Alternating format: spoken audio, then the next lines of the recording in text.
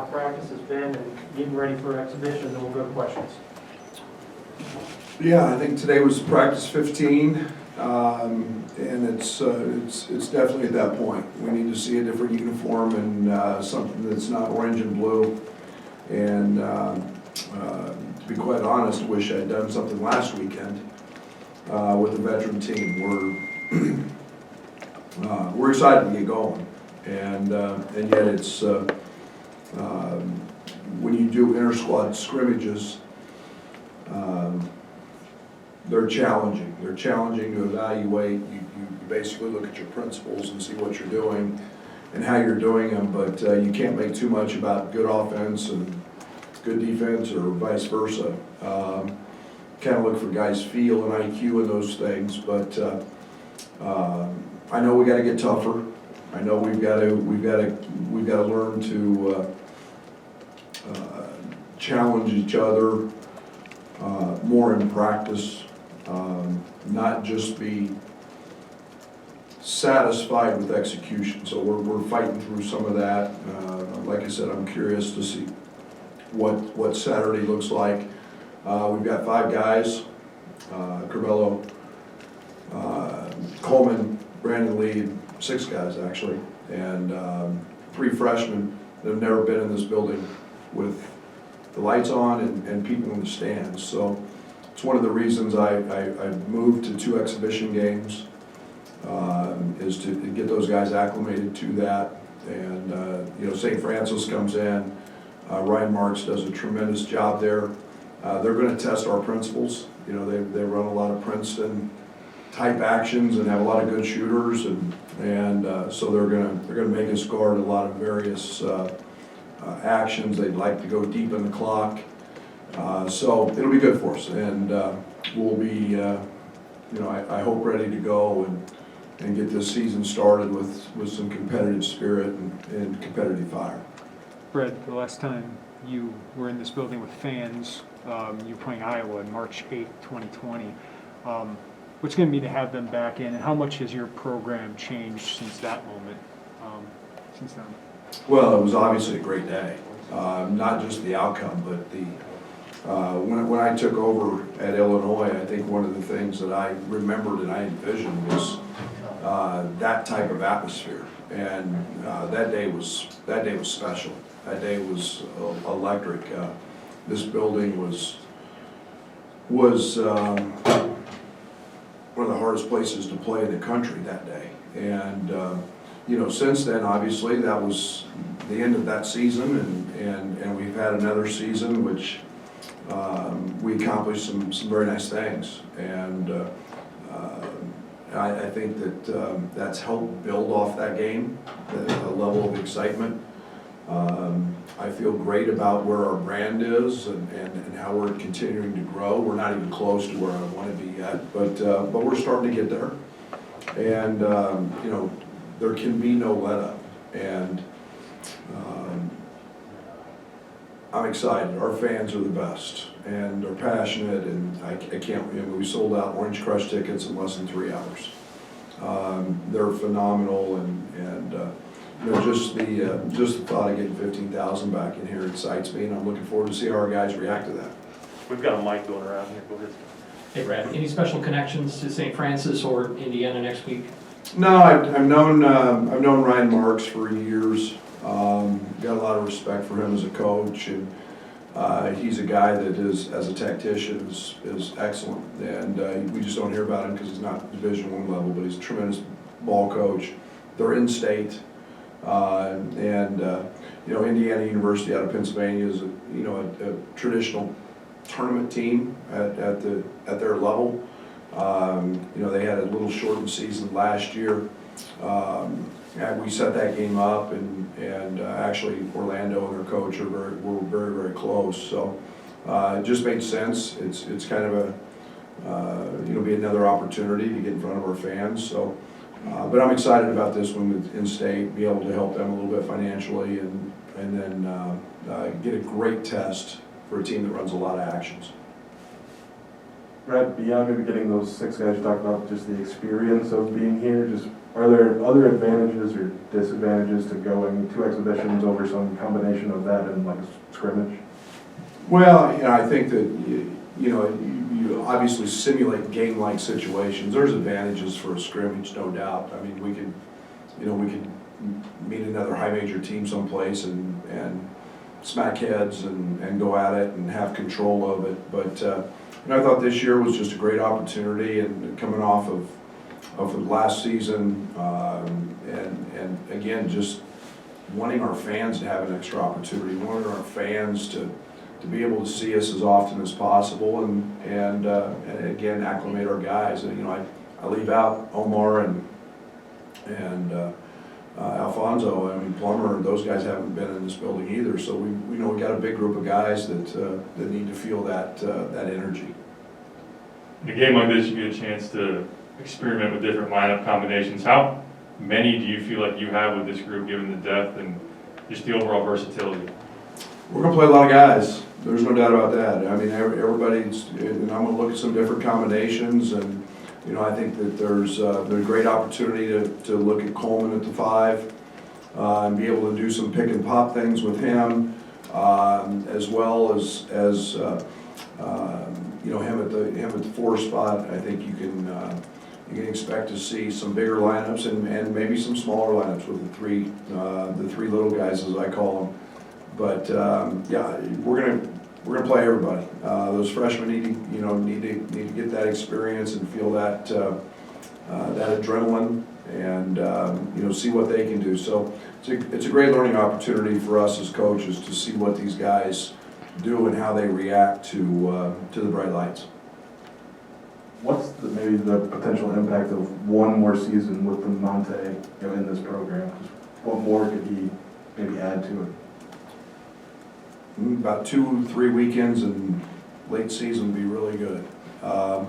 He's a culture guy. He's who we are. He and Trent are back for a reason, and it's one more opportunity for them to enhance their legacy here, enhance what they want to be remembered by, and again, they've been here since the onset, since it was rough, and it's a proud moment for me as coach to see not just DeMonte but Trent come back as well. So DeMonte's he's that jack of all trades guy. He's going to play on the perimeter. He's going to guard bigs depending on lineups and how we settle in. So I'm excited. I need him to continue to be the great leader he is. Okay, Coach, obviously you feel pretty good about where you're at with Patrick Corbello at point guard, but in terms of other guys in that rotation, where are you at with the backup point guard? Trent, Hutch, we've been playing Brandon Pajemski there some.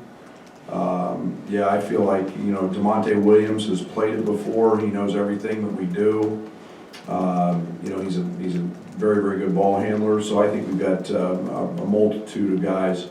And again, we don't play, everybody plays in ball screens in our system, so it's not where it's just one guy. But, that's a nice thing about having multiple handlers. It's something we work on every day. We spend the first 20 minutes of practice in those breakdown segments, so everybody's handling the ball, and they're not at Corbello's level or Trent's experience, but they're very capable. Last season, obviously no fans. Does it maybe mean more, the fact that they'll be back in the gym? Because Absolutely. Before then, it maybe seemed like people took them for granted, but now they're actually back. Yeah, it was eerie, walking out there before the game and no fans, no Orange Crush, no pop. It's just I think if we did take them for granted, shame on us. And I think there's a valuable lesson to be learned about how important they are. Fans make college basketball. Student sections make college basketball. And it's not the same game. I'm proud of our athletes in the Big Ten. Everybody fought and competed at a really high level. But college basketball is as much about the name on the front of the jersey and that passion. And because it entices so many people to want to be a part of it, and it creates great memories. And, you know, the saddest thing about last year for me wasn't the end. It was not. It was the fact that our fans didn't get to enjoy that team and see how much fun they had and how together they were, and see their personalities grow and develop. And man, this place would have been bonkers if the fans had been in here. So it's everything college sports is about, is that fan involvement. Brad, I think you told the fans after the practice, we'll learn how to guard eventually. What have you seen defensively? Because Trent said that's got to be the focus for you guys. Yeah, I hope we can in position ourselves to get to where KenPom has us ranked in the preseason, number 2. We were number 7 last year. Again, we're not going to get there without we got to get tougher. We just got to get tougher. Our assignment, being assignment sound, we'll grow into that. Will we make some mistakes early? Absolutely. But if we don't develop some toughness and grit and fight and get that beyond some of our veteran guys and some of our guys, then we're not going to reach that number. I feel great about what we're trying to do, and it's developing that just nastiness that you have to have on that end, and sometimes it's hard to see against yourself. So I'm really curious, probably first and foremost, about that just nasty mentality that you have to have if you want to be where we want to go. Is there a plan for Omar tomorrow in terms of minutes or in terms of rotation that you kind of want to get him involved with and just allow him to get his feet wet in the program with another team opposite you guys? Well, he's going to play. I mean, so to say I have a specific plan, I think that I'm going in with the idea that he's got to be a big part of what we're trying to do, and we're going to throw him out there, but we're also going to look at a lot of guys that way. And obviously you get the adrenaline rush, you get conditioning, you get all those things, and you want to see how guys react and how mental fatigue sets in and how they play through that. So those are all things we want to look at with Omar, and getting back into the swing of things, so to speak.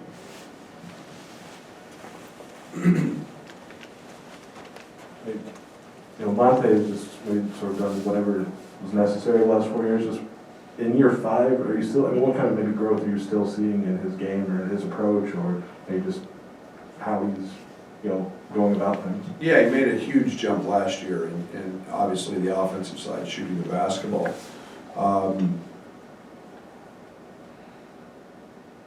I would like to see him take a couple more, 2, 3 attempts a game more.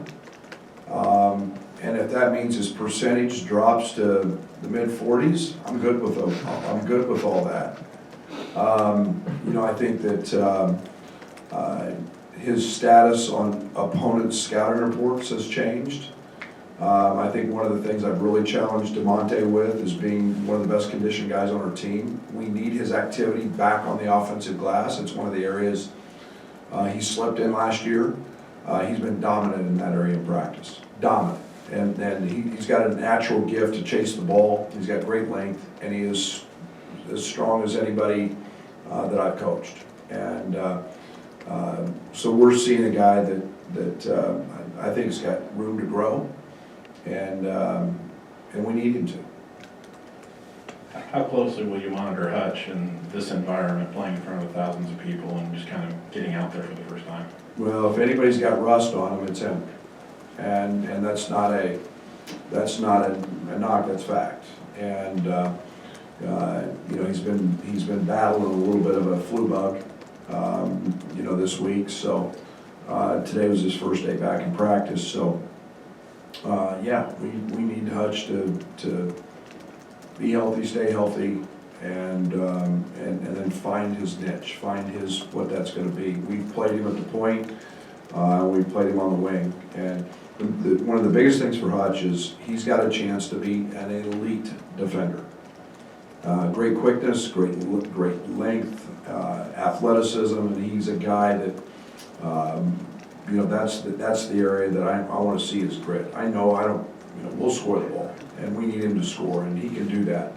But I need to see his grit and his fight, and that's my primary concern going into Saturday. Back here in the back. Brad, Iowa made his NBA debut last night. Did you get a chance to watch any of that game? Unfortunately, I did not. I was listening on the radio when they started. I was in Peoria last night for the Peoria Smoker, having a great time with Coach Wardle and 350 or 400 of our closest friends who, great event, great cause, but I missed it. And I'll text him, I'll reach out and text him today. We texted yesterday, and but he's sounded like he played pretty well, and I'm excited for him and excited for the state, because I think the Bulls are going to be really good.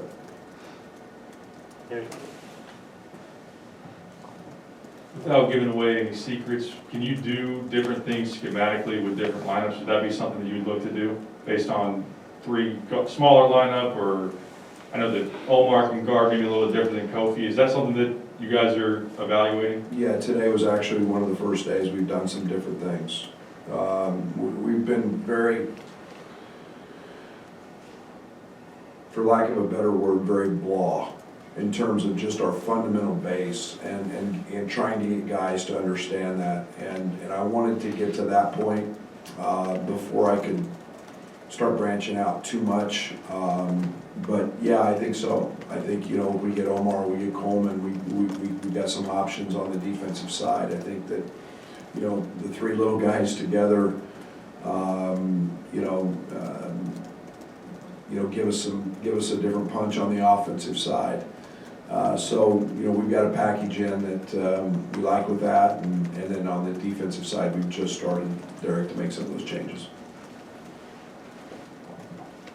You got a player who led the country in dunks last year, and obviously fans weren't allowed to see that or weren't able to see that in person most of the time. And how do you feel to react to what could be his last season after not getting a chance to see another great player in Iowa, I guess, in his last season?